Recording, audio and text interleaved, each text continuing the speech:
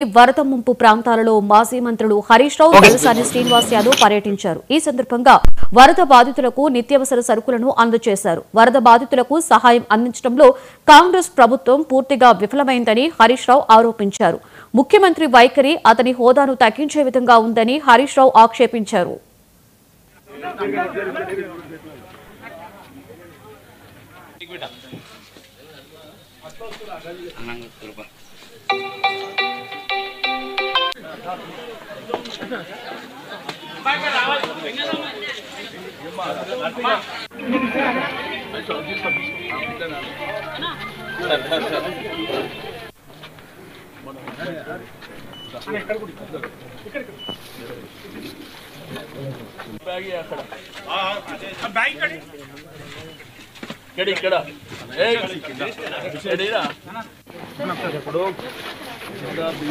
బస్తీలో 1500 కుటుంబాలకు గౌరవనీయులు తలసాని శ్రీనివాస్ యాదవ్ గారు నిత్యావసర వస్తువులు అందించారు.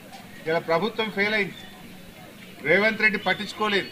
కానీ తలసాని శ్రీనన్న మాత్రం తన వంతు సాయంగా ఈరోజు ఈ బస్తీ ప్రజల్ని తను ఆదుకోవడం జరుగుతూ ఉంది. ఎందుకు అసలు రేవంత్ రెడ్డి ఈరోజు మున్సిపల్ మంత్రిగా రాష్ట్రంలో ఎక్కడ చూసినా కూడా అన్ని బస్తీలన్నీ కూడా ఇలా మునిగిపోయినటువంటి పరిస్థితి, గుంతలమయమైపోయింది. చాలా చోట్ల కరెంట్ ఇబ్బంది జరిగింది, రోడ్లన్నీ కూడా పోయినాయి. ఆ గుంతలు బూడ్చే తెలివి లేదు. కానీ ఫోర్త్ సిటీ గురించి మాత్రం ఏదో పోజులు కొడతా ఉన్నాడు. ఉన్న సిటీని పట్టించుకో, ముందు ఉన్న సిటీల్లో నాలాలు సాఫ్ చేయి, ఉన్న సిటీలో రోడ్లను బాగు చేయి. ఇది ఇడిచిపెట్టి కాంట్రాక్టర్ల కోసం ఫోర్త్ సిటీ అని 6 లైన్ రోడ్లు వేసుకుంటూ చేరినాడు. ఇలా ప్రజల గురించి నువ్వు పట్టించుకున్న పాపాన పోలేదు. రేవంత్ రెడ్డి ఇలా పూర్తిగా బరి తెగించాడు. ఎవడన్నా బరి తెగించి బజార్లో నిలబట్టి ఏమంటామని అట్లయిపోయింది రేవంత్ రెడ్డి పరిస్థితి.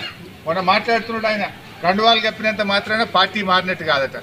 కండువాలు మరి ఎందుకు కప్పినాడు? కండువాలు కప్పితే పార్టీ మారలేదని మాట్లాడితే ఇంతకంటే బరి తెగింపు మాటలు ఉంటాయా? అంటే రేవంత్ రెడ్డి ఇవాళ నువ్వు